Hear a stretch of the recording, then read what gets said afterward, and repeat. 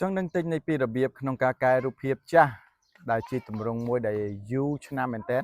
មិនថារូប20ឆ្នាំ30ឆ្នាំឬក៏40ឆ្នាំនោះទេបើសិនជាបងប្អូនចង់កែរូបទាំងអស់នោះដែលជារូបយូរអង្វែងដោយមិនចាំបាច់ប្រើជាងក៏ដូចជាមិនប្រើប្រាស់ Photoshop ឬកម្មវិធីកាត់តប្រភេទណានោះទេ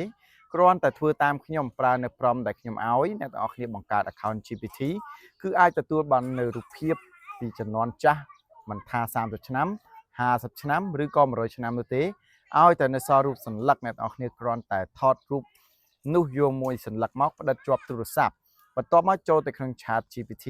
ហើយធ្វើការកែសម្រួលទៅតាមមាត្រដ្ឋានក៏ដូចជាជំហានដែលខ្ញុំផ្ដល់ជូនដោយក្នុងវីដេអូខាងក្រោយនេះតែម្ដងអញ្ចឹងចង់ដឹងថារូបភាពដើមនិងរូបភាពដែលខ្ញុំ render រួចចេញពី Chat GPT នោះជាប្រភេទទម្រង់រូបបែបម៉េចហើយស្អាតដាច់ជាងរូបភាពដែលកែនៅក្នុង Photoshop កម្រិតណានោះអ្នកទាំងអស់គ្នាអាចចូលទៅមើលតែម្ដង